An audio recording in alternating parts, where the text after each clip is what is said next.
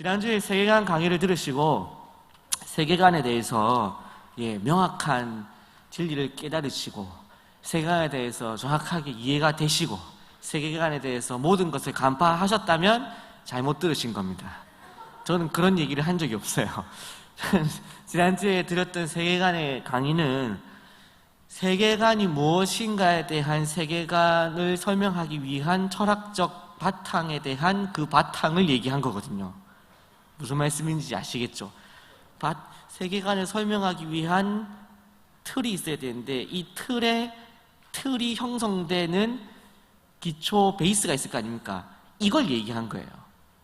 오늘은 뭘 얘기하느냐? 이 틀을 얘기하는 거예요. 다음 주부터 세계관 얘기해요. 여러분들 입장에서는 뭐 하려고 이런 일을 하고 있나 생각하실 수 있겠지만 제가 생각하기에는 세계관이 우리가 신앙생활을 하는 데 있어서 계속 배울 것이고 계속 다루게 될 것인데 지난주 거하고 이번 주 거는 그러니까 지난주 이번 주 듣고 이해를 하실 생각을 하지 마시고 저도 알고 하는 말이 아닙니다. 저도 정리해서 그냥 말씀드릴 뿐이에요. 하지만 제가 공부를 해본 결과로는 지난주 이번 주 내용은 여러 번 이해를 해야 제대로 기독교 세계관을 이해하고 적용할 수 있는 기초를 다질 수 있다.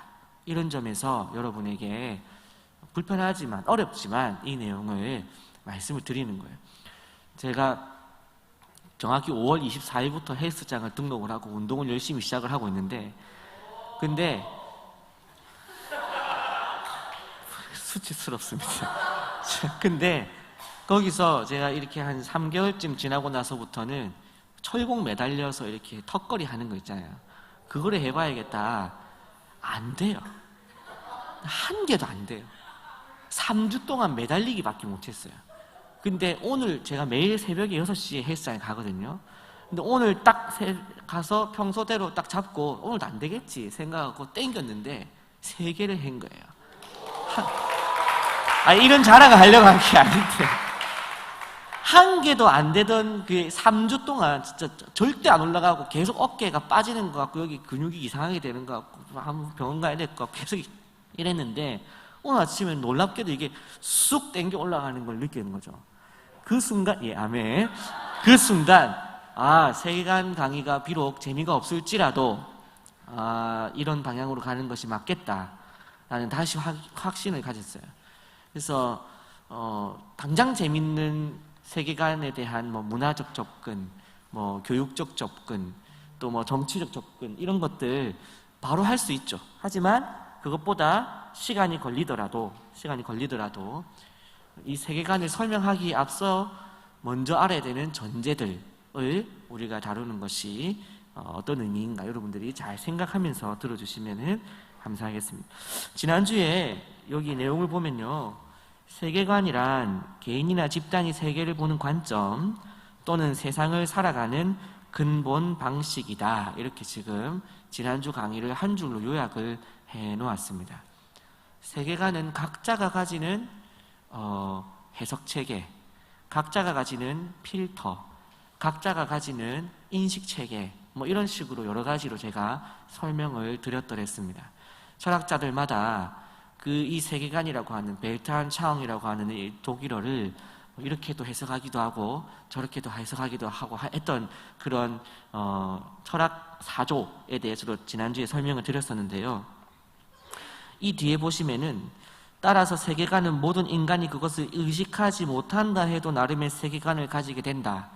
이거는 전통적 철학적 사상에서 보는 세계관에 대한 인식입니다. 이건 왜 그러냐면은 전통적으로는 인간은 누구나 인식체계가 신으로부터 부여받은 인식체계가 갖추어진 채로 태어난다고 보았어요. 근데 갖추어졌는데 그것이 어떻게 됐다라고 보았냐면 특히 유럽권에서는 기독교적 관점을 가지고 있기 때문에 이 인식체계가 어떻게 돼서 태어날까요? 타락돼서 태어나겠죠. 뭐 때문에? 원죄 때문에. 이렇게 인간을 이해했단 말이에요. 그러면 인간은 성선설과 성악설 중에서 어느 쪽으로 기독교는 보았을까요? 성악설로 보았겠죠. 인간 태어날 때부터 악하게 태어난다. 제가 아이를 키워보니까 맞는 말입니다. 마귀입니다. 절대 천사가 아니에요. 근데 어쨌든 이 마귀를 때려잡아가지고 천사로 만드는 게 부모됨이다 이런 이제 생각을 가지고 있는데, 어쨌든 원래 이제 전통적 유럽 서구권 세계관에서는 인간은 악하게 태어난다, 원죄의 영향을 받아 태어난다 라고 생각을 했는데, 영국의 황실 철학자였던 존 로크, 이 사람이 이 세계 철학사에서 굉장히 큰 기여를 하게 되는데, 지난주에도 제가 잠깐 언급을 했었어요. 인간 오성론이라는 글을 썼다고.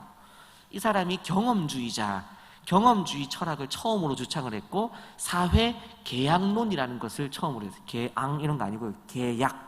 네, 사회 계약론. 이게 이제 존 로크로부터 출발이 되거든요. 근데 존 로크가 주창했던 것은 뭐냐면은 바로 성선설이에요. 세상이 뒤집어지는 거죠. 로크가 뭐라고 주장을 했냐면, 인간은 백지 상태로 태어난다. 백지 상태로 태어나서 거기 위에 자기가 경험하는 대로 인간이 형성된다라고 본 거예요. 그럼 어떻게 보면 환경결정론자라고 볼 수도 있겠죠, 그죠? 알코올 중독 가정에서 태어나면 이 아이는 어떻게 되는 겁니까? 그냥 인생은 이미 결정됐다 이렇게 또 볼 수도 있는 그런 관점을 이제 로크는 가졌다 이런 겁니다. 근데 이 존 로크의 이 철학이라고 하는 것이 기독교에 그러면은 순 영향을 주었겠습니까? 아니면은 악한 영향을 주었겠습니까? 대답해 보세요. 네. 자신 있게 대답해 보시죠. 주수원 씨. 자, 존 로크의 사상이 기독교에 좋은 영향을 주었겠습니까? 악한 영향을 주었겠습니까? 악한 영향을 주었을 것이다. 우리가 일반적으로 짐작하기에는 그렇다고 보는 것이 합리적이에요. 왜? 전통적 세계관에서는 인간은 어떻게 태어난다고 봤다고요? 예, 선하게가 아니고 원죄를 가지고 악하게 태어난다고 봤단 말이에요. 근데 로크가 그걸 뒤집었단 말이에요. 그러면 로크의 말을 잘 듣고 나면 교회에 와가지고 청년들이 설교 말씀을 듣고 그대로 순종하겠습니까? 아니면 아닌데요 이런 소리 하겠어요? 이런 일이 일어나게 되는 거예요. 그러니까 교회가 악하게 될 것이라고 우리가 본 것이죠. 그래서 초창기에 로크의 철학에 대해서 기독교 학자들은 공격을 많이 했습니다. 그런데 존 로크의 사상을 완전히 흡수해서 기독교 신앙 체계에 접목을 시킨 사람이 있습니다. 그게 누굴까요? 왠지 제가 물어보면 나올 만한 이름이 한 명 있는데, 작년에 제가 했던 누굽니까? 작년에 제가 누구를 강의했었습니까? 네?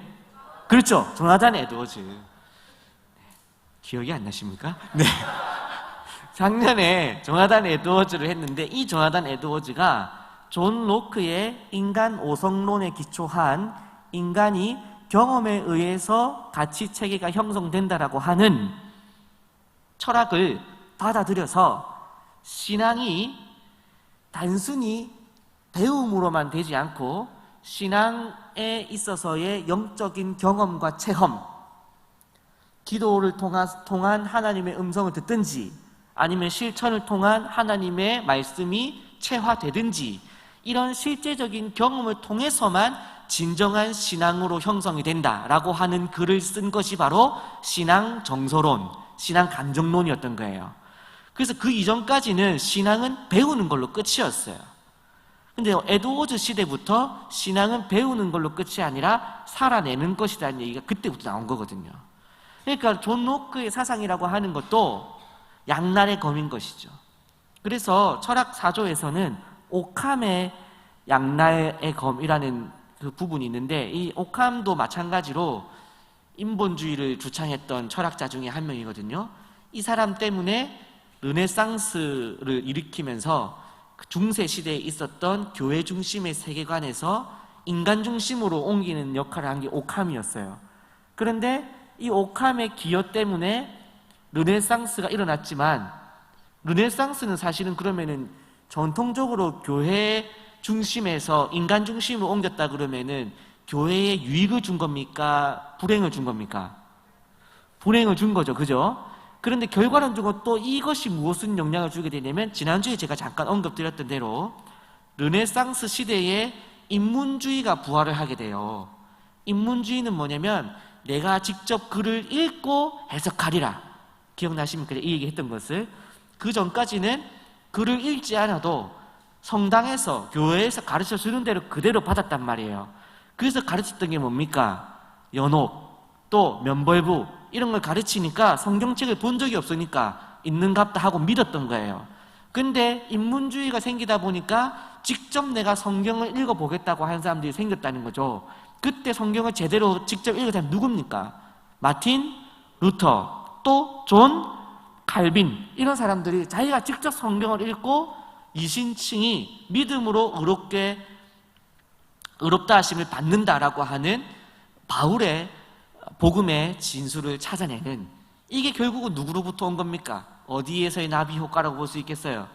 네, 오캄이라고 하는 인본주의 철학자의 영향이 오히려 종교개혁이라고 하는 작은 나비짓이 될 수 있었다, 이런 것을 볼 수 있다는 겁니다. 그래서 오늘 이제 뒤에 것도 이제 계속 가야겠지만, 우리가 제 예전에 아는 목사님하고 이렇게 얘기할 때 어떤 목사님께서 나는 다른 건 모르겠고 교회에 유익을 주지 않는 것은 싫어. 그것이 뭐 정치가 됐든 문화가 됐든 교육이 됐든 뭐 어떤 것이든지 간에 다 떠나서 뭐 이렇게 어떤 상황이 있다, 이렇게 됐을 때 그게 교회에 유익이 되나 안 되나 판단해보고 교회에게 유익이 안 되면 자기는 반대를 한다는 거예요. 우리가 일반적으로는 그렇게 하죠, 그죠? 근데 교회가 현재 잘 되는 것이 교회의 미래가 잘 되는 거라고 보장할 수 있는지, 무슨 말씀인지 이해되십니까? 현재 망하는 것이 미래에 진짜 사는 것은 아닐지, 이런 것들을 우리는 생각해 볼 필요가 있는 거예요. 방금 우리 담임 목사님께서도 에스겔서 묵상 본문을 얘기하시면서 선지자는 왕에게 뭐라고 얘기했다고 했습니까? 애굽도 의지하지 말고 어디도 의지하지 말라. 네, 애굽, 바벨론 다 의지하지 마라. 심지어 그 남유다한테는 바벨론에게 굴복하라, 이런 말씀까지 떨어졌었어요. 근데 이제 바벨론이 갈대아인이고 북이스라엘은 아수르한테 멸망하게 되는데, 이 유대민족한테는 이방인에게 멸망당하는 거는 용납이 안 된단 말이에요. 근데 전통적 세계관에서 자기들은 누구하고는 화친할 수 있냐면, 우리로 치면 조선으로 치면 금나라하고 손을 잡겠습니까? 명나라하고 손을 잡겠습니까? 명나라하고 손을 잡아요. 명은 중국 땅이고 금은 어디입니까? 여진족이 생긴 나라잖아요. 그럼 우리는 보통 어디를 잡아요? 명을 잡죠. 여기도 마찬가지예요. 전통적으로 사대를 해왔던 국가가 애굽이고 새롭게 생겨난 오랑캐들이 만든 국가가 아수르하고 바벨론인 거예요. 그러면은 유대민족 입장에서 누구하고 손을 잡는 게 편하겠어요? 애굽하고 손 잡는 게 편하단 말이에요. 애굽은 국가 역사 자체가 5,000년이 넘었단 말이에요. 이런 대국한테 손을 잡아야지. 그래서 이 유대민족 안에서 갈갈이 찢어진 거예요. 애굽에 화친을 해야 된다, 아니다 지금 대세는 아수르다, 아니다 바벨론이다. 그때 선지자는 뭐라고 했느냐? 애굽이고 아수르고 바벨론이고 다 필요 없고 하나님을 의지하라, 이렇게 얘기했다는 거예요. 그러면서 남유다와 북이스라엘은 지금 망해야 되고, 하나님께서는 너희 이 나무를 베시고 그루터기를 남겨서 새 민족을 세울 것이다, 이런 예언을 주시잖아요. 근데 선지자가 그때 그 말을 했을 때 왕이 어떻게 했습니까? 그 말을 듣고 제대로 미래를 보는구나, 뭘 좀 볼 줄 아네, 이렇게 했습니까? 아니면 어떻게 했습니까? 예레미야는 그 말을 딱 한 다음에 바로 구덩이를 파가지고 구덩이에 집어 던져버려요. 어디 말도 안 소리를, 나라 망하는 꼴을 보고 싶어, 이렇게 된 것이죠. 그래서 우리가 이제 세계관을 지금 공부를 하고 있는데, 이 세계관을 공부하면서 철학적 역사만 보아도 우리가 미래를 좀 볼 수 있는 이런 안목을 가질 수 있다는 거죠. 이 무슨 얘기냐면은, 철학의 역사에서도 교회에 유익이 되지 않는 것으로 보였던 것이 하나님의 섭리 가운데 있었다는 걸 본다는 거예요. 역사의 주인은 누구십니까? 하나님이십니다. 역사의 주관자는 하나님이시기 때문에 우리가 하나님께서 때로는 교회를 쇠하게 하실 때도 있고 흥하게 하실 때도 있단 말이에요. 자, 반대의 예로 콘스탄티누스 황제의 명령으로 기독교가 국교가 된, 로마의 국교가 됐을 때 기독교는 그 전까지 네로 황제의 박해 속에 살다가 이제 콘스탄티누스 황제 때, 그리고 데오도시우스 황제 때 이 기독교가 국교가 된단 말이에요. 로마의 국교가 정치적인 힘을 얻게 돼요. 그럼 교회가 유익을 얻었습니까? 아니면 손해를 봤습니까? 유익을 얻었죠. 그런데 그걸로 교회가 망해요. 그때 313년 이후로 4세기부터 15세기까지 교회는 철저한 암흑기로 들어가게 됩니다. 왜? 재산을 가지고 권력을 가지고 힘을 가지게 되니까. 그래서 지난주에 잠깐 언급드렸던 카노사 굴욕, 이런 게 무슨 사건이었습니까? 교황과 황제가 붙어갖고 싸우는. 그리고 교황하고 황제하고 싸울 일이 뭐가 있습니까? 교황은 뭐 하면 됩니까? 예배 드리면 되잖아요. 근데 왜 교황이 왕한테 뭐라 하는 거예요?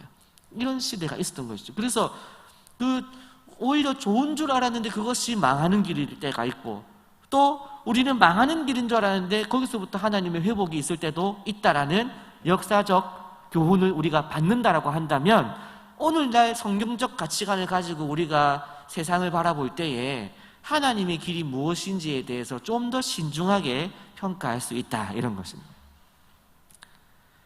그래서 이거는 저의 철저한 개인적인 관점이라 볼 수도 있겠지만, 2007년부터 한국교회를 세태기라고 보거든요. 한국교회사적으로 볼 때.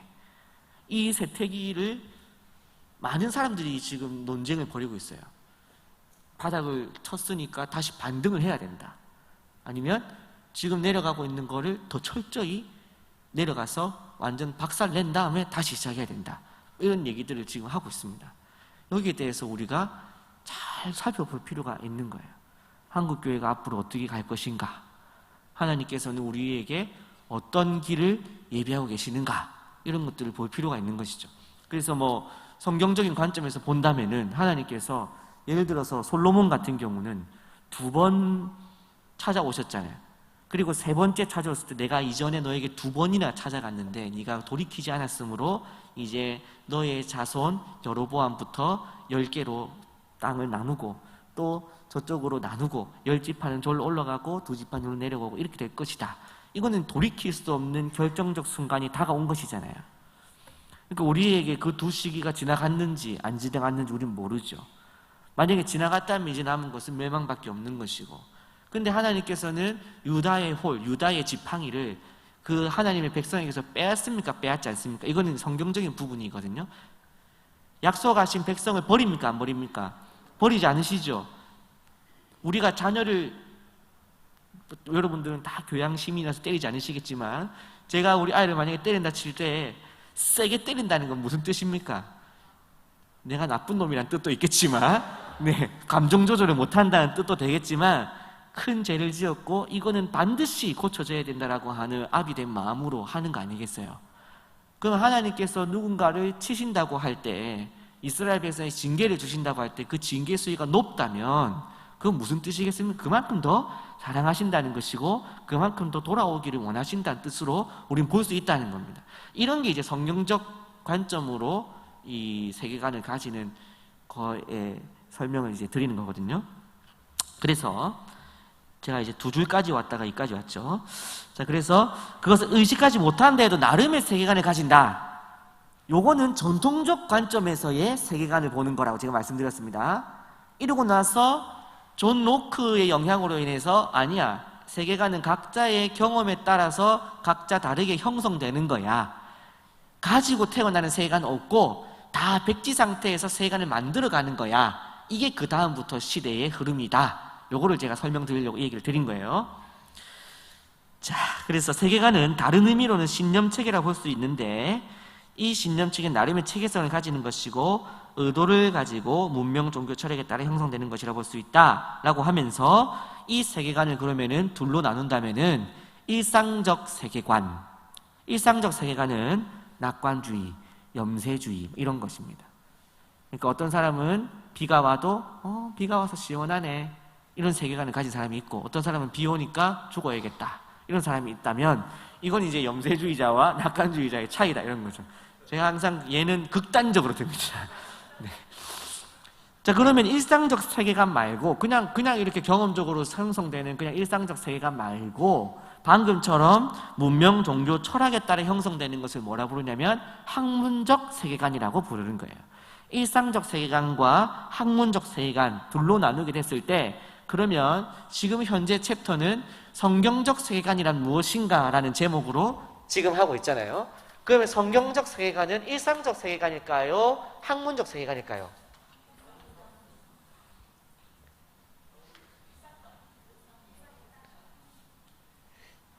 네, 이렇게 다들 느낌이 어떻게든 맞추려고 일상 학문. 예. 예, 정답은 네, 일상적이면서 학문적입니다. 네, 짜증내지 마세요. 네. 왜 그러냐면은 기독교적인 관점에서 보면은 세계관이라고 하는 것은 우리가 만드는 겁니까? 하나님 주시는 겁니까? 하나님 주시는 거죠. 성경적 세계관은 믿음으로 주시는 거, 믿음 우리가 만드는 거예요. 하나님 선물이에요. 선물이잖아요. 성경적 세계관을 가지는 것은 내가 만들어낼 수 있어, 있다, 없다? 없다는 거예요. 그렇기 때문에 성경적 세계관은 어떻게 보면은 우리에게 주어지는 것이기 때문에 일상적 세계관이라고 볼 수도 있습니다. 하지만 비신자들 입장에서는 이 성경적 세계관은 철저히 뭘로 보입니까? 네, 종교적인 세계관이기 때문에 뭡니까? 학문적 세계관이라고 볼 수밖에 없다는 것이죠. 그러면 우리는 만약에 일반 비신자하고 얘기할 때 야, 너는 왜 그런 기독교 세계관 가지고 있어? 이렇게 될 때 나는 태어날 때부터 그랬는데 하면 어떻게 되는 거예요? 대화를 끊어버리는 거예요. 비신자하고 얘기할 때는 우리는 어떻게 설명해야 됩니까? 우리는 이것이 너희가 볼 때는 학문적 세계관이라고 볼 수 있지만 우리는 이 학문적 세계관이 하나님의 은혜가 없이는 학문될 수 없다라고 믿기 때문에 우리는 이 학문적인 세계관이라고 할 수 있는 영역을 일상적 세계관, 위로부터의 세계관이라고 믿는다라고 설명을 해야 되는 거예요. 넘어가도록 하겠습니다. 학문적 세계관은 문명권에 따라서 그래서 동양서양, 그렇죠? 학문적 세계관은 이제 경험적 세계관이라고도 할 수 있잖아요. 그래서 동양서양, 히브리 헬라. 히브리 헬라는 대표적으로 어떤 차이입니까? 동양은 이제 동양 종교의 대표가 이제 불교라고 한다면 힌두교. 기원이 더 오래된 건 힌두교죠. 힌두교와 불교의 공통점은 세계관이 직선입니까? 원입니까? 원이죠. 그래서 요즘에 동양 철학하는 사람들이 그리는 그림이 뭘까요? 네, 동그라미를 뭐라 부르죠? 세 글자로 혹시 아시는 분 계십니까? 만다라 그림 이렇게 해가지고 만다라 그리면서 마음의 평안을 찾고 이렇게 합니다. 네. 그래서 동양적 세계관은 원형 세계관이고 서양적 세계관은 직선, 그죠? 그 다음에 히브리적 세계관은 신이 몇 개라고 했을까요? 히브리인들은 신을 유일신. 그래서 이제 하나 이렇게 이론적인 생각. 요건 이제 이슬람권도 비슷해요. 히브리 이슬람 이렇게 봅니다. 우리 마음은 히브리 이슬람 같이 가기 싫잖아요. 근데 굳이 나누면 사실은 히브리 이슬람은 하나 쪽이라고 봐야 돼요. 그 다음에 헬라 철학. 헬라 철학은 뭘까요? 그리스 신화가 어때요? 신이 얼마나 많습니까? 예, 억수로 많죠. 예, 그래서 다신론적 세계관 이런 것이죠. 종교에 따라서 기독교, 힌두교, 유교, 불교, 이슬람, 도교 등의 세계관으로 나눌 수 있다. 이렇게 얘기할 수 있는 거죠. 그래서 이건 이제 약간 사이드 이야기이긴 한데요. 제가 지금 쓰고 싶은 어떤 그 글의 컨셉이 뭐냐면 아까 전에 이제 존 로크의 오성론, 인간 오성론 말씀을 드렸잖아요. 인간 오성론에서 조나단 에드워즈의 신앙 감정론이 나오게 됐다. 이런 말씀을 드렸잖아요. 신앙 감정론이라고 하는 것은 신앙은 단순히 글로만 배워서 되는 것이 아니라 경험이 반드시 수반되어야 한다라고 하는 것을 조나단 에드워즈가 18세기에 처음으로 주창을 했다는 거예요. 근데 이 영향을 누구한테 받았냐면 존 로크로부터 받았다는 거예요. 존 로크가 그 이전까지는 우리의 이성과 우리의 인식은 글이나 이런 것을 통해서만 되는 것이라고 하던 세계관 속에서 아니다. 직접 경험해봐야 그것이 내 것이 된다라고 하는 이 인간 오성론을 처음으로 주창을 하게 된 거예요. 이성을 뛰어넘는 오성이 있는데 이 오성은 경험을 통해서 형성된다. 이런 얘기예요. 그러다 보니까 인간 이성을 뛰어넘는 오성은 경험을 통해 형성된다라는 얘기를 조나단 에드워즈는 기독교적으로 풀어가지고 인간의 이성을 뛰어넘는 오성을 뛰어넘는 신앙은, 그죠? 신앙은 이성과 오성을 포함한 경험을 통해서 특히 어떤 경험? 물질적인 경험뿐만이 아니라 어떤 경험이 또 수반되어야 되겠습니까? 영적 체험까지 수반되어야 진정한 신앙을 형성할 수 있다. 이런 얘기를 한 거예요. 잘 썼죠? 대단한 역할을 했잖아요.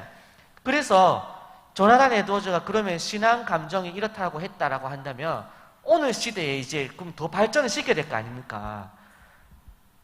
우리가 안 해도 되긴 되는데, 이제 쟤는 이제 생각에 그 다음에 그러면 뭐를 해야 되느냐 이런 거예요. 근데 이제 제가 좀 보이는 거는 뭐냐면 이성에 대해서 이성과 정서를 연결을 시켰단 말이에요. 이성과 감정. 그래서 이 감정이 수반되어야만 머리에서 가슴으로 내려와야 내게 된다 이랬잖아요. 근데 에드워즈도 그랬고 칼빈도 그랬고 루터도 그랬고 말은 하긴 했는데 연결되지 못한 게 뭐냐면 그 다음 행동으로는 잘 안 갔어요. 그래서 원래는 이제 이성, 인지, 그러니까 인식하고 느꼈으면 이제 뭐 해야 됩니까? 행동으로 가야 되죠. 그래서 기독교 행동주의라고 하는 부분을 좀 연구를 해가지고 뭔가를 써보고 싶은데 제가 못 쓰면 못 쓰는 거고요. 하여튼 그렇습니다. 그래서 여러분들이 들으시니까 무슨 말인지는 아시겠죠? 그래서 여기 제가 이거를 연구해보고 싶은 이유는 뭐냐면 이거예요. 우리가 이제 교회에서 하고 싶은 게 결국 뭡니까? 성도가 교회에 와서 잘 배우는 걸 원합니까? 아니면 배워가지고 어떻게 하길 원합니까? 살아내고 변화되고, 그죠? 이걸 원하잖아요. 결국 그 변화라고 하는 것이 우리가 보고 싶은 것은 마음의 변화뿐만이 아니라 행동의 변화를 보고 싶은 거거든요. 행동의 변화는 행동을 통해서만, 행동의 연습을 통해서 변화된다라고 하는 게 행동주의적 관점이에요. 그래서 신앙의 우리가 원하는 성화된, 우리가 원하는 신앙적 행동의 목표가 있다면 이 목표에 대한 연습의 과정을 만드는 행동적인 프로그램이 필요하지 않겠나 이런 거죠.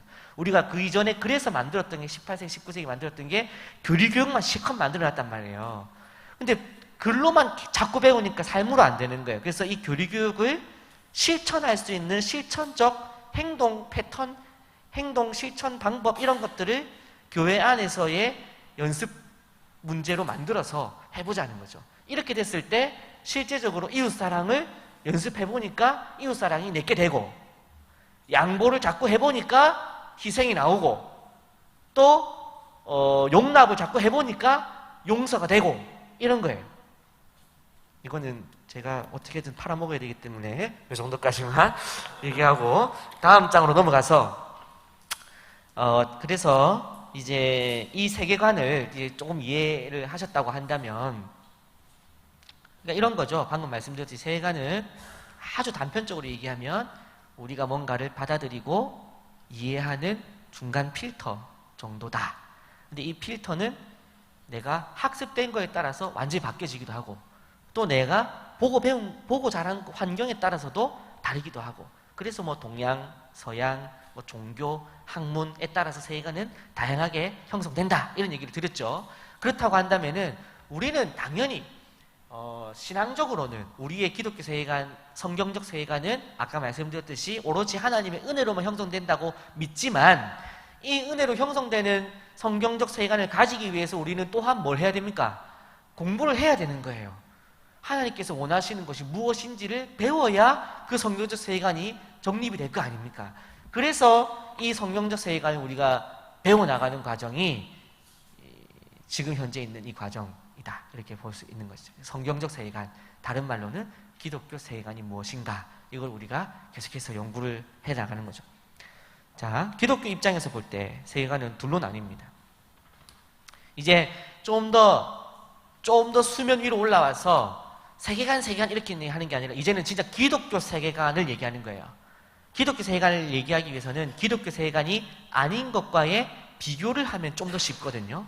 그래서 닫힌 세계관과 열린 세계관으로 지금 나누고 있는 거예요.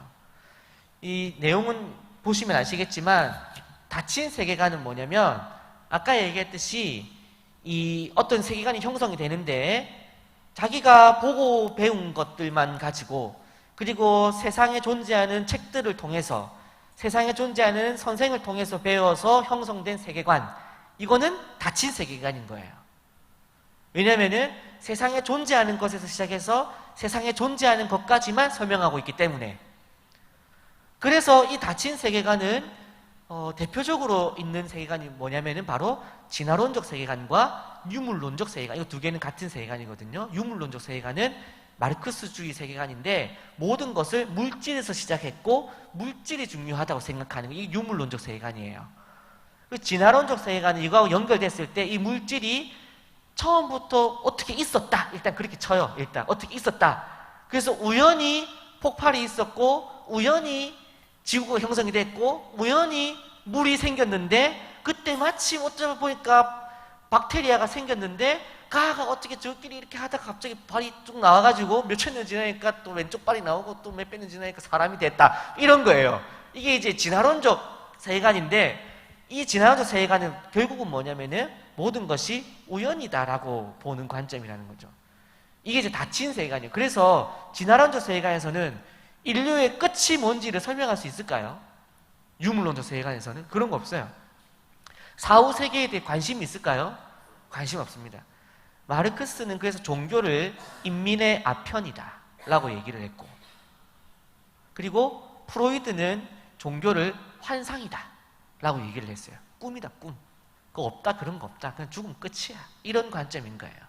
자, 그랬는데 그렇기 때문에 이 유물론적 세계관에서는 뒤에서 좀 더 설명을 하겠지만 이 세계를 설명하는 데 있어서 오로지 현실 세계만을 가지고 얘기를 하는 거예요. 현실 세계만 가지고. 그런데 그래서 이걸 닫힌 세계, 클로즈드 월드뷰라고 할 수 있고, 이제 열린 세계관이라고 설명할 때는 왜 열린 세계관이라고 보느냐, 우리는 세계의 시작점이라고 보지 않고 그 이전에 어느 세계를 인정합니까? 하나님의 세계를 인정하죠. 영혼의 세계. 하나님께서 존재하셨고 하나님 스스로 계신 그 시간도 우리가 인정한단 말이에요. 그래서 하나님께서 정한 때에 우리의 인류의 역사가 시작점을 찍었단 말이에요. 의도를 가진 시작점이라는 거죠. 자, 그리고 이 세계가 끝이 나는 점도 누가 찍는 거예요? 하나님이 찍는, 창조주가 찍는다는 거죠. 그리고 찍고 하나님과 모든 세계가 같이 폭발해서 끝납니까? 아니에요. 기독교 세계관에서는 그 다음에 또 뭐가 열립니까? 그 다음 차원, 그 다음 세계가 또 열리는 거예요. 제가 어릴 때 우리 누나가 저한테 우상이었는데, 혹시 우리 누나가 이 영상을 볼지 모르겠습니다만 어쨌든 저의 우상이었는데 우리 누나가 참 뜬구름을 멋지게 얘기를 잘했어요.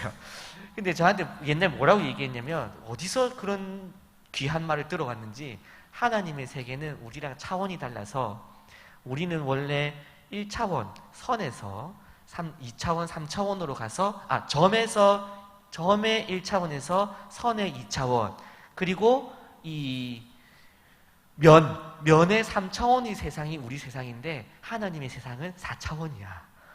제가 그 얘기를 듣고는 무슨 소리인지 모르겠지만 맞는 소리인 것 같다, 이런 생각을 했었거든요. 근데 지금 요즘에 이제 과학에서도 4차원 이런 얘기를 좀 하잖아요. 영화 인터스텔라 이런 거 보면. 근데 4차원 세계를 우리가 지금 뭐 오갈 수도 없고 이건 이론에 불과할 뿐이지만 자기들도 결국 과학에서 하다 보니까 자꾸 뭘 얘기하고 싶어요? 예, 그 차원 너머로 자꾸 얘기하고 싶은 거예요.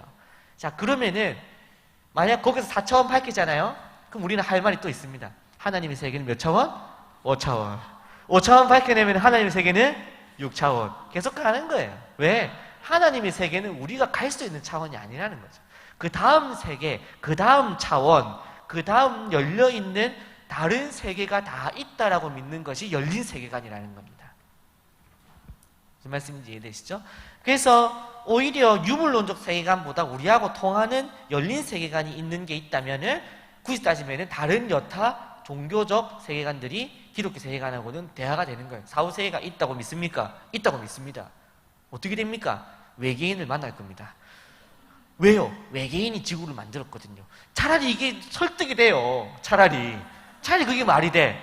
왜? 그래도 그럼 외계인 인간을 왜 만들었답니까? 그때 자기가 살던 안드로메다의 식량이 떨어졌거든요. 아, 그랬구나. 이해가 된단 말이에요. 근데 지구가 왜 생겼습니까? 폭발이 갑자기 왜 일어났는데? 그건 모르지. 그럼 어떻게 믿어요, 그거를? 그러니까 차라리 이 열린 세계관 속에서 얘기가 오래 통하고 닫힌 세계관을 열린 세계관하고 대화가 사실은 좀 어렵다, 이런 관점으로 볼 수 있다는 거죠. 자, 그래서 우리는 다시 말해서 닫힌 세계관입니까? 열린 세계관입니까? 기독교 세계관은 열린 세계관이다. 이건 우리가 알아야 되고요. 그런데 놀라운 것은 우리가 열린 세계관이고 유물론이 닫힌 세계관인데 과학자들은 기독교인들을 학문적으로 넓다고 볼까요? 좁다고 볼까요? 열렸다고 볼까요? 닫혔다고 볼까요? 희한한 일인 거예요. 왜 그럴까요? 왜 그렇게 볼까요? 닫힌 세계관을 가지고 있는 과학자들은 이 닫힌 세계관 속에서 자기들이 상상할 수 있는 모든 세계관을 연구합니다. 근데 열린 세계관을 가지고 있는 기독교 세계관은 이 안에 있는 새로 만들어지고 있는 연구하고 있는 세계관에 대해서 관심이 없어요. 무슨 말씀인지 아시겠죠? 그래서 유물론적 세계관이 생겨도 개소리, 진화론적 세계관이 생겨도 아니고, 또 뭐 그 말고 또 세계관이 생겨도 아니야, 다 아니야 한 거예요. 그렇게 되니까 대화가 되겠어요, 안 되겠어요? 안 되는 거죠. 그래서 사실은 우리가 절대적이고 완전한 진리라고 믿는 열린 세계관, 기독교 세계관을 가지고 있지만 닫힌 세계관에서 얘기하는 그들의 세계관을 이해하고 공부해 줄 필요가 있습니다. 그래서 예를 들어서 오늘 제가 유물론적 세계관, 또 진화론적 세계관 이런 얘기를 했을 때 여러분들이 인터넷으로 특히 우리 청년들은 유물론적 세계관이 뭔지를 위키피디아, 나무위키 이런 거 들어가가지고 정독을 한 번은 해야 되는 거예요. 리스 이런 들어가가지고 유물론적 세계관의 역사 이런 거 한번 검색 한번 해가지고 논문 한 2편 정도는 찾아봐야 되는 거예요. 그래야 그래서 이렇게 얘기하는 거구나. 진화론적 세계관에서 얘기하는 게 뭔지 한번 공부를 해봐야 되는 거예요. 그래야 그들이 우리하고 얘기할 때 어떤 답답함을 느끼겠구나를 이해할 수 있게 되는 거예요. 자, 3번으로 넘어가겠습니다. 성경적 세계관. 그래서 이제 기독교 세계관을 설명하는 데 있어서 기독교 세계관은 결국은 뭐겠습니까? 성경적 세계관이에요. 기독교 세계관 다른 거 아니고 하나님 말씀대로 하나님께서 우리에게 주신 위로부터의 세계관을 우리가 가지고 싶다 이런 거예요. 세계관이라고 하는 것이 여기 보시면은 성경은 세계의 기원과 의미, 본질과 목적을 아래와 같이 제시한다 이렇게 지금 얘기를 하고 있잖아요. 그래서 우리 교회에 들어오실 때도 이런 비슷한 문구가 있는데 어디로 와서 어디로 가는가? 그죠? 선과 악은 무엇이며 삶의 기준은 무엇인가? 인간의 존재 목적과 의미는 무엇인가? 세상의 끝은 무엇이며 그 후에는 무엇이 있는가? 이런 어떤 궁극적인 질문이 있다고 쳤을 때, 그리고 이것이 세상을 바라보는 관점이 된다고 쳤을 때 성경에서 이것을 뭐라고 설명하는지를 믿고 그대로 세상을 바라보는 게 성경적 세계관이고, 진화론에서 얘기하는 것을 가지고 세계를 바라보는 것은 진화론적 세계관이 된다는 거예요. 자, 방금 말했듯이 어디서 와서 어디로 가는가? 그럼 진화론적 세계관은 어디서 와서 어디로 가는 거예요? 모르고 모른다 이래 되는 거죠. 우연히 와서 우연히 간다 이래 되는 거죠. 근데 기독교 세계관은 뭐예요? 창조주가 계시고 창조주를 깨로 다시 돌아간다 이거잖아요. 그러니까 이 관점이 완전 다른 거예요. 이해되시죠? 그래서 이 세계관의 차이에 따라서 인간의 삶의 그 순간순간 주어지는 목표, 그 다음에 그 목표를 이루어가는 방법 이런 게 너무 다른 거예요. 우연히 시작돼서 우연히 끝난다. 특히 진화론적 세계관에서 제일 중요한 것은 인간이 존재하는 방식, 인간이 존재하는 방식에 대해서 기독교 세계관에서는 하나님께서 지으셨고 하나님의 뜻대로 살아간다. 이게 이제 기독교 세계관에서 보는 인간의 존재 이유와 존재 방법이잖아요. 진화론적 세계관에서는 인간은 우연히 발생되었고 우연히 발생된 인간들은 어떻게 진화를 거쳐가고 있습니까? 네, 적자, 생존, 또 육강식 이렇게 되는 거예요. 자, 그러면은 인간은 하나님께서 지으신 존재라고 생각하는 기독교 세계관에서는 인간이 소중한 존재예요? 아니면 의미 없는 존재예요? 소중한 존재죠. 그러니까 낙태에 대해서 반대를 하겠어요? 안 하겠어요? 반대를 할 수밖에 없는 거예요. 또 자살에 대해서 반대를 하겠어요? 안 하겠어요? 반대를 할 수밖에 없는 거예요. 왜? 인간이란 것은 하나님이 지으신 소중한 존재이기 때문에, 하나님 형상이기 때문에. 근데 유물론적 관점에서 봤을 때 연약한 우울증에 걸린 사람이 자살한다고 하면 적자생존, 약육강식의 관점에서 볼 때 그런 사람을 보고 마르크스주의나 프로이드 학파에서 뭐라고 얘기하겠어요? 죽으세요. 별로 필요 없습니다. 이렇게 해서 이렇게 발전됐던 학문이 나치가 했던 우생학이라고 하는 학문이죠. 우생학은 뭐였습니까? 결국은 유전적으로 연약한 유전 형질이 있는 사람끼리는 결혼을 못하게 하고, 또 임신했을 때에 검사를 했을 때 문제가 있으면은 다 낳지 않게 하는 임신 중절을 강제로 시켜가지고 인종 개량을 시키려고 했던 게 우생학이었던 거예요. 그렇게 해서 우리가 의도적으로 하면 인종이 개량될 것이다. 그래서 순수 게르만 민족을 양성해내는 게 이제 나치의 꿈이었던 거지.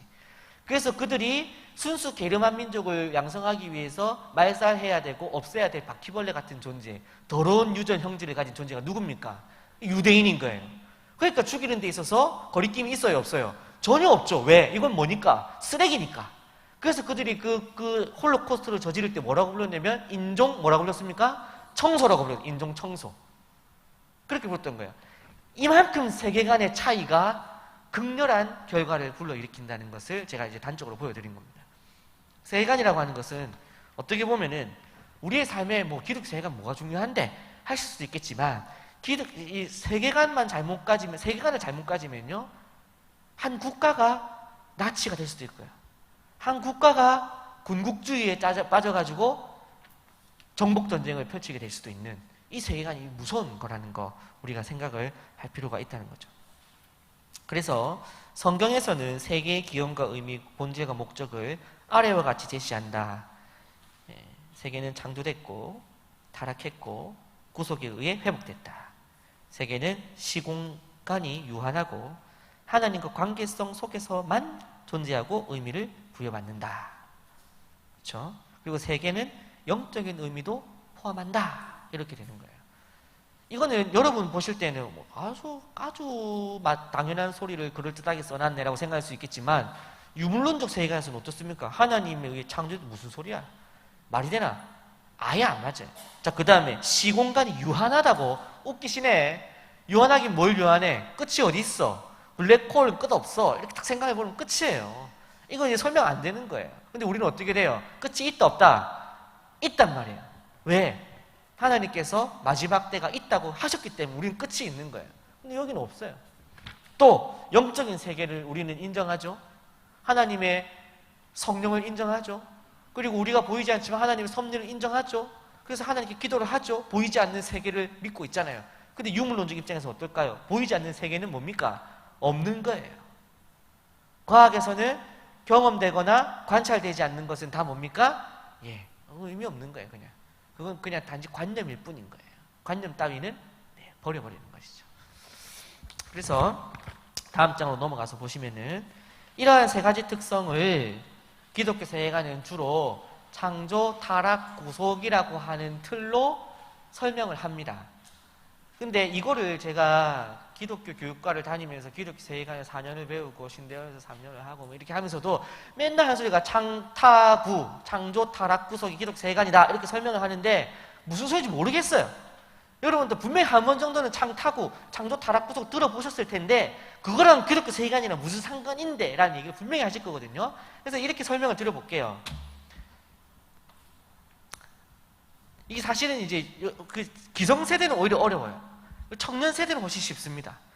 게임을 딱 만약에 내가 시작을 한다고 치면 이 게임이 어떻게 해야 되는가 이런 거예요. 그래서 요즘에 이제 듣기 어려우시겠지만 한 번만 들으세요. 한 번만 설명할게요. 만약에 어떤 싸우는 게임이 있다 칩시다. 그러면은 왜 싸워야 되는지, 그리고 싸워서 결국 뭘 하면은 이기는 건지, 이 게임의 승리 요건이 뭔지가 세계관인 거예요.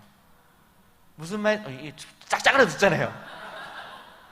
그래서 왜 싸워야 되는지를 봤을 때 세계 제1의 무도인을 가리는 게임이다. 그래, 그럼 이겨야겠네. 그렇게 해서 이기려면 어떻게 되는데? 적을 죽이고 더 많은 금을 모은 다음에 적의 핵심 건물을 파괴한다. 그럼 승리한다. 이러면은 오케이. 그럼 이제 그렇게 하면은 게임을 이길 수 있어요, 없어요? 이길 수 있는 거, 그것만 하면 이기는 거예요. 이게 세계관이거든요. 이게 세계관이거든요. 그렇다고 한다면은 창조 타락 구속이라고 하는 것은 무슨 말이냐면 우리 세계가 게임 현장이라고 생각을 해보자는 거예요. 영화 속에 들어온 거예요. 자, 그러면은 우리가 질문하는 거, 이거 뭐 해야 되는데? 어떻게 하면 이 게임을 끝낼 수 있어요? 질문한 거예요. 그랬더니 게임 오너가 얘기를 해주는 거예요. 이 게임 현실은 내가 만들었어. 그리고 너는 내가 만들어서 이 게임 현실을 집어넣었어. 오케이, 알았어. 그럼 나는 이제 당신 시킨 대로 하면 되겠네. 무슨 말인지 알겠죠? 당신 시킨 대로 하면 되겠네. 뭐 해야 되는데요? 일단 금을 모아라. 그럼 금을 캐는 거예요. 그 다음에 앞에 보이는 적이 나타나면 싸워라. 그럼 싸우는 거예요. 이게 이제 창조주의 뜻에 따라서 살아가는 거죠. 자, 그랬는데 뭘 하려고 했는데 안 돼. 아파요, 또. 무슨 말인지 알겠죠? 우리 세상이 지금 이렇잖아요. 지금 막 또 마스크도 하고 오시고. 네. 우리가 이제 뭐 좀 하려고 하면 어떻습니까? 아파. 뭐 좀 하려고 하면은 싸움이 일어나요. 뭐 좀 하려고 하면은 막 또 괴로운 일이 일어나요. 막 비 와가지고 막 잠겨버리고. 그럼 이제 물어보는 거예요. 이거 왜 이래? 내보고 이제 금 캐가지고 이렇게 뭐 하라며. 근데 왜 비가 이래 많이 내리고 내가 아프죠? 이렇게 했더니, 그거는 게임 시작할 때 네가 먹지 말라고 한 선악과를 먹었기 때문이야. 말을 해주지. 말했는데 네가 먹대. 그럼 이제 어떡하는데? 이래 된 거예요. 그럼 어떡하는데? 이게 타락이지, 타락. 내가 창조됐다라고 하는 존재를 우리가 인식하는 거예요. 창조된 존재라고 하는 거. 자, 그렇게 됐을 때 여기에서의 유의미한 것은 뭐냐면 이 세계는 내가 만든 거예요? 아니면 나도 만들어진 피조물이에요? 피조물이죠? 그러면 이 세계는 비록 내가 서 있지만 주인이 냅니까? 아니면 만든 사람이 주인입니까? 유물론적 관점에서는 이 물질 세계는 주인이 있어요, 없어요? 주인이 없어요. 누가 주인이 되는 거예요? 센 사람이 가지는 거예요. 근데 기독교 세계관에서 센 사람이 가지는 거예요? 아니면 따로 주인이 있어요? 따로 주인이 있죠. 이게 창조의 관점에서 바라보는 세계관인 거예요. 이해되십니까? 네. 그래서 기독교 세계관, 창조 이렇게 되면은 우리는 피조물이고 우리는 이 세계의 주인이 아닌 청직이다. 요게 이제 창조적 관점에서 보는 기독교 세계관인 거예요. 여기까지는 이해되셨죠? 자, 그래가지고 이제 뭐 좀 하려니까 아프단 말이에요. 왜 아프노? 이랬더니 유물론적 관점에서는 모른다. 그게 또 극복돼야 그 다음 진화가 있다. 이렇게 설명을 한단 말이에요. 예를 들어서. 그래서 고통이라고 하는 것은 진화의 요건이다. 이렇게 만약 설명을 한다면 우리는 고통의 이유가 뭘까요? 아까 얘기했죠. 뭐를 먹어가지고? 선악과를 먹어가지고. 뭐 잘못 먹으면 안 돼. 그래가지고 우리에게 고통과 괴로움과 갈등과 질병이라고 하는 타락의 결과가 주어졌다는 거예요. 자, 그러면은 이 현실 세계에 있는 이 문제를 어떻게 극복할 수 있느냐? 이거죠. 어떻게 극복할 수 있느냐? 그래서 이 타락에는 두 가지가 있는데요. 피조물 전체가 타락됐다고 하는 전체적 타락이 있습니다. 전체적 타락. 이거는 예를 들어서 유물론하고 기독교 세계관하고 좀 섞이면은 중간적으로 타락을 얘기할 때 뭐라고 얘기하냐면 인간은 죄로 인해 타락을 됐지만 물질은 타락되지 않았다. 이렇게 얘기할 수 있겠어요? 없겠어요? 있겠죠? 그럴까요? 안 그럴까요? 그렇지 않습니다. 우리의 죄 때문에 자연세계까지 타락됐어요. 같이. 죄의 결과를 함께 받은 것이죠. 그 예가 뭡니까? 그 이전까지는 농사를 짓지 않아도 어땠어요? 네, 땅이 열매를 맺었죠. 근데 아담의 타락으로 인해서 어떻게 됐습니까? 이제는 죽도록 일을 해야 실과를 먹을 수 있게 됐잖아요. 그러니까 자연세계가 함께 타락이 된 거예요.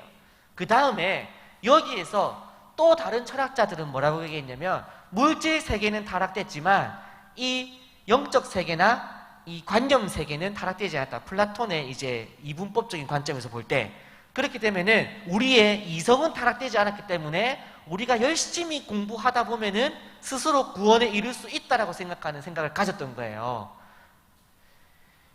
따라오기 어려우시죠? 네. 그 생각 가졌던 거예요. 그게 바로 칼빈이 이거를 딱 반대를 하게 되면서 아니다. 인간은 토털 디프레비티 전적으로 타락했는데 우리의 육체뿐만 아니라 뭐까지?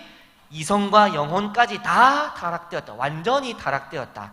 그래서 전적 타락과 전체적 타락의 의미는 무엇이냐? 타락의 의미는 뭐냐면은 우리는 결코 스스로를 구원할 수 없는 무능한 존재다. 이게 기독교 세계관에서 보는 타락이에요. 그런데 진화론적 관점에서는 우리 스스로 우리를 구원할 수 있다 없다? 있다고 봅니다. 어떻게? 고통을 극복하면. 그래서 과학은 계속 뭘 연구합니까? 네, 의술을 계속 공부하고 또 생명 연장에 대한 꿈을 놓지 않고 메치니코프 이런 거 계속 하고 있는 거잖아요.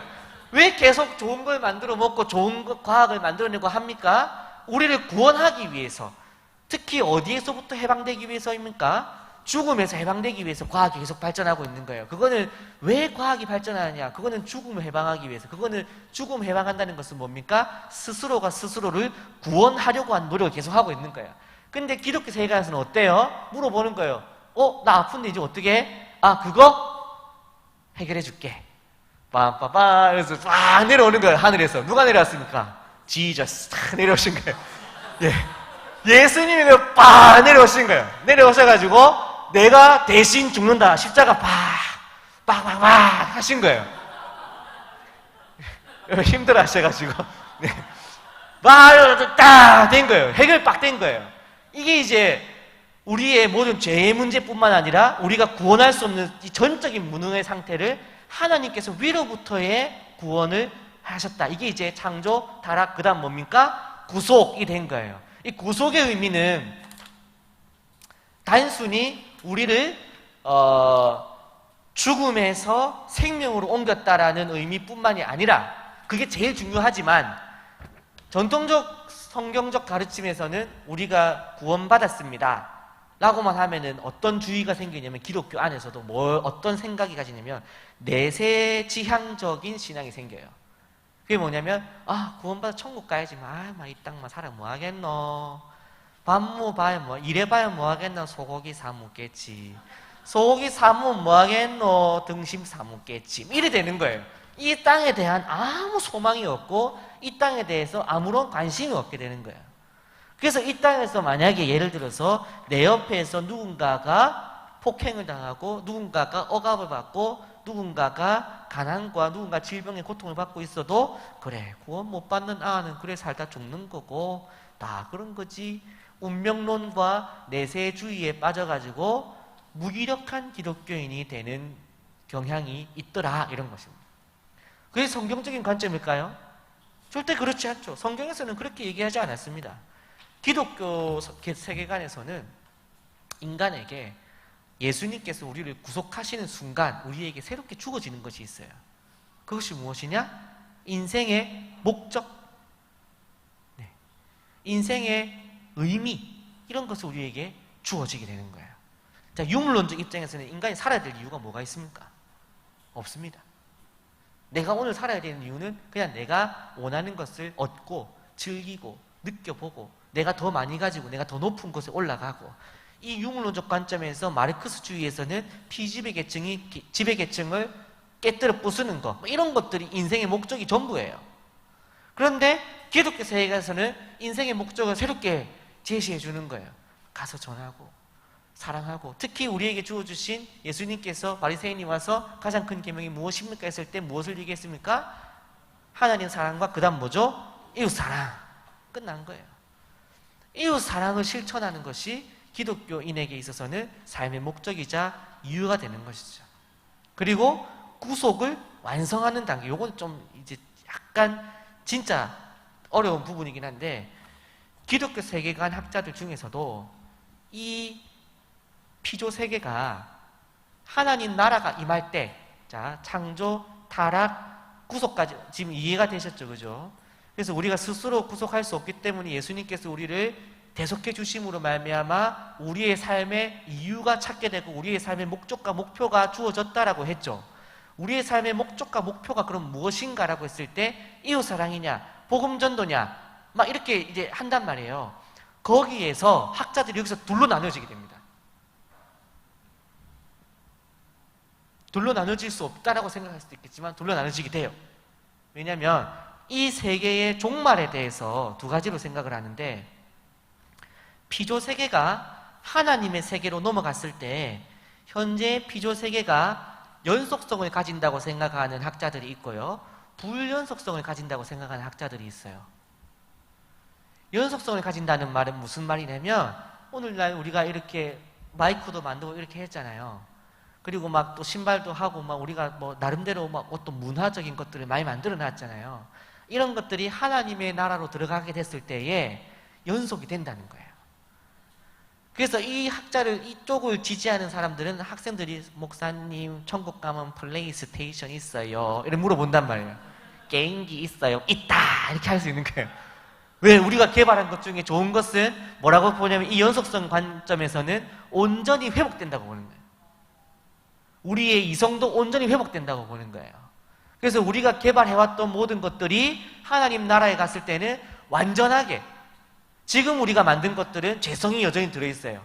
게임이든 문화든 이런 것들 보면 그 안에 언제나 죄성이 들어있죠. 어떻습니까? 쾌락주의도 있고요, 또 폭력적인 것도 있고 음란한 것도 있고 이렇잖아요. 근데 이런 것들이 완전하게 회복된, 특히 뭐 음악 같은 거, 뭐 미술 같은 거 이런 거 이제 천국 다 가는 순간 우리 전부 다 옛날에는 그림을 진짜 그지같이 그렸는데 근데 이제는 내가 그린 그림이 되고 이제 막 이런 뒤에 되는 거예요. 이런 이제 새로운 세계가 펼쳐지는 이게 연속성인 거예요. 이런 문화관이 있어요. 근데 이제 불연속성인 세계관은 어떠냐면은 천국 가면은 황금길 황금마차 이제 그래가지고 가는 순간 그냥 전부 다 맨날 옛날 찬양만 부르고 뭐 약간 이런 느낌으로 이제 설명하던 관점이 있었다는 거죠. 근데 왜 이 관점이 생겼는지 이해되시죠? 충분히 생길만 하겠죠. 왜냐하면 사람들이 이 얘기를 듣다 보니까 그런 천국이라면 안 가는 게 낫겠다 이런 생각을 가지는 사람들이 있더라는 거예요. 근데 어떻게 보면 오만한 생각이라 할 수 있지만 인간의 모습이 그런 거예요. 인간의 모습이. 그리고 성경에서도 이거를 설명해 주는 데 있어서 하나님께서 그 구속을 통한 하나님 나라 회복이라고 하는 것이 에덴 동산으로 돌아가서 다시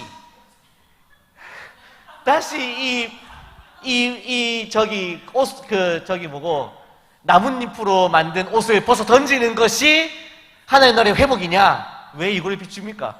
네. 이거를 벗어 던지고 완전히 자연인으로 돌아가는 것이 하나님의 구속의 완성이냐? 아니면은 우리가 만든 이런 것들을 가지고 하나님 나라 가는 게 완성이냐? 이 관점이 좀 다르다는 거예요. 무슨 말인지 이해되시죠? 그래서 이런 관점에서 불연속성과 연속성이라는 관점에서 기독교 세계관, 특히 19세기 이후 기독교 세계관이 어느 쪽을 얘기하겠습니까? 예, 연속성을 얘기하겠죠. 조영씨. 자, 그래서 이 연속성을 이제 설명한다고 할 때 기독교인들에게 주어지는 말하자면 문화명령. 네. 문화명령은 무엇이겠습니까? 오늘날 이 땅에 있는 모든 영역, 오늘 이 아티클의 제일 끝에 보다시피 교육, 정치, 경제, 예술, 뭐 어떤 영역이든지 다 우리가 성경적 세계관으로 그것을 회복하는 일들에 적극적으로 참여해야 한다. 왜? 이것이 다 누구 거기 때문에? 하나님 것이기 때문에. 언제? 하나님 나라 들어갔을 때 이것들이 다 하나님의 은혜 안에서 다 회복될 것이기 때문에 이런 것들을 하나님께서 회복하실 때에 사용할 만한 것들로 계속해서 확장하고 만들어 가야 한다. 이 땅 가운데에서 음악은 마귀의 것이 아니고, 영화도 마귀의 것이 아니고, 교육도 마귀의 것이 아니고, 모든 것이 다 이 땅에 한 뼘도 하나님의 주권의 영역에 미치지 않는 것은 없다. 이거 이제 지금 연속성 안에서 보는 기독교 세계관의 관점이다. 이렇게 이해가 되는 것입니다. 그래서 우리가 기독교 세계관을 이해한다. 이렇게 할 때는 성경 말씀대로 잘 살아간다 이런 뜻은 아니에요.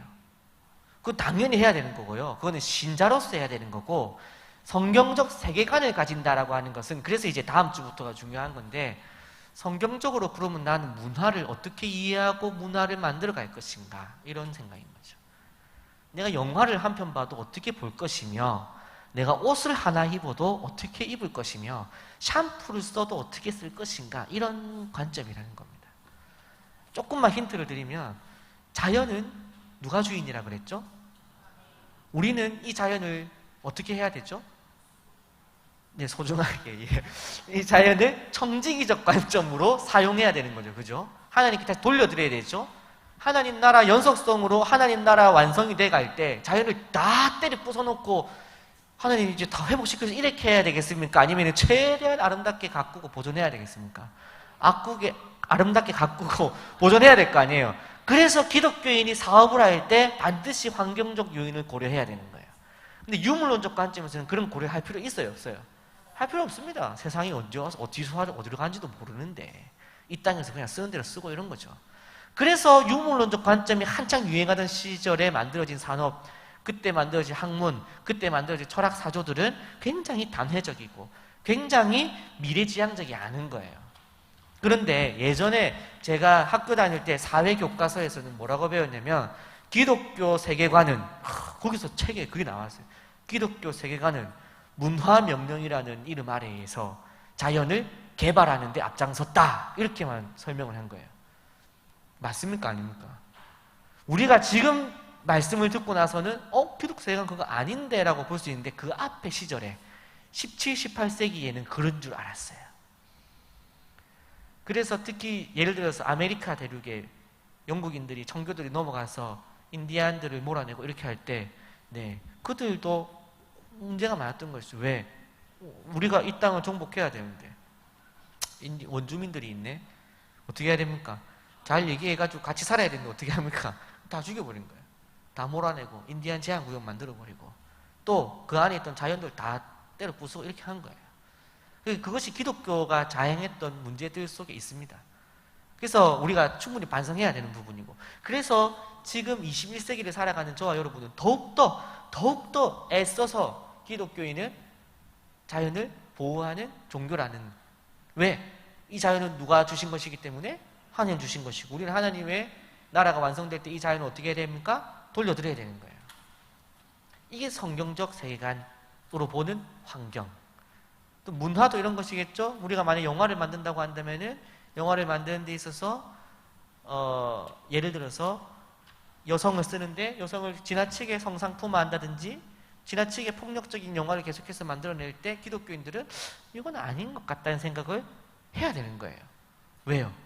그 안에 들어가 있는 그 장면이 인간을 묘사하고 있는, 인간을 다루고 있는 거잖아요. 근데 인간을 너무나 무가치한 존재로 다루고 있는 세계관을 가진 영화를 양성되고 있는 것을 보면서 슬픔을 느끼지 않는다.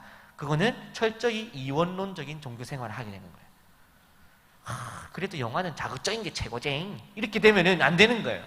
그걸 보면서 기독교인은 적어도 내가 즐기고 내가 누리는 문화도 성경적 가치관 안에서 이 문화가 생성되고 사용되고 누려져야 된다라고 하는 생각을 가져야 된다는 겁니다. 근데 그렇다고 한다고 해서 모든 자극을 다 빼고 우리 다 채식하고 우리 다 막 옷도 막 하얀 거 막 입고 다니고 그렇게 하자는 겁니까? 그렇지 않아요. 그래서 제가 좋아하는 한스 로크마커라고 하는 프란시스 셰퍼 박사로부터 이어져 오는 기독교 문화관 철학자가 한 명 있는데, 이 사람 같은 경우는 적극적으로 기독교 예술에 대해서 기독교인들이 새로운 영역을 개발해 나가야 이런 얘기를 많이 하고 있어요. 대표적인 예로 우리 교회 같은 경우 예를 들어서 조명이 이렇게 있잖아요. 근데 한동안 그 90년대만 해도 지금도 이쪽에 보면 약간 이제 파란 기운도 있고 이렇잖아요.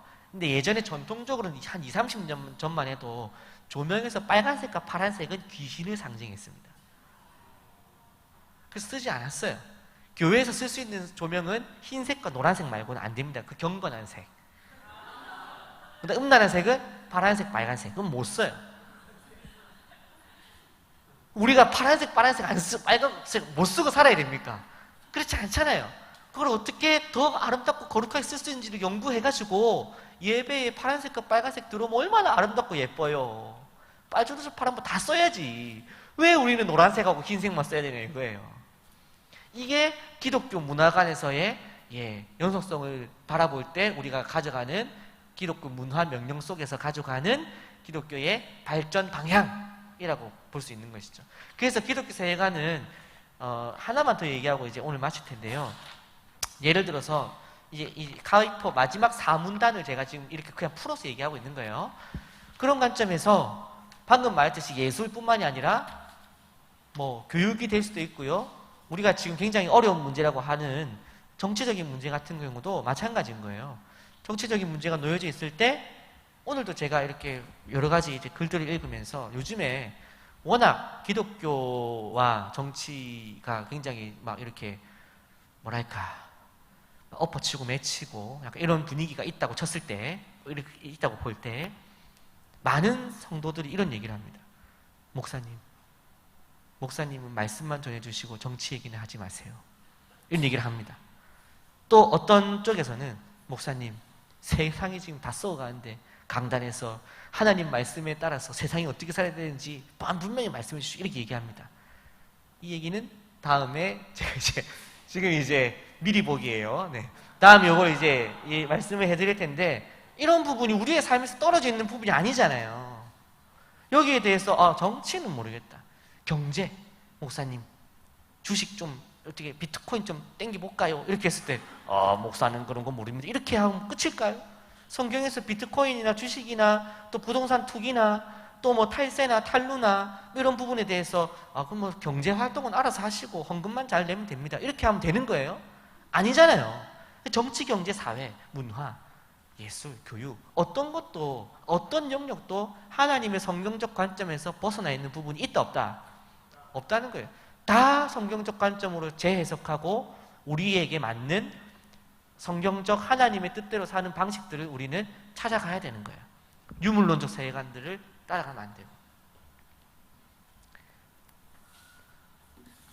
그래서 제일 마지막 문단에 보면 우리는 길가의 민들레 한 포기에서부터 세계의 불가사의한 사건에 이르기까지, 한 사람 개인의 삶에서부터 우주적 사건에 이르기까지 하나님의 주권적인 섭리를 인정해야 하고, 우리 삶의 전 영역, 학문과학, 예술, 정치, 경제, 노동, 교육, 가정, 문화 모든 영역에서 하나님의 주권을 인정하고 창조주이신 하나님을 예배하고 찬양해야 한다. 이것이 기독교 세계관의 기초다. 그래서 우리가 제가 어떻게 연구할지 모르겠지만 위에 얘기했던 이런 영역들 중에서 몇 개를 예로 들어서 어떻게 우리가 성경적으로 이런 것들을 바라보고 좀 선택할 수 있는가, 실천적인 거를 남은 3주 동안 해보도록 하겠습니다.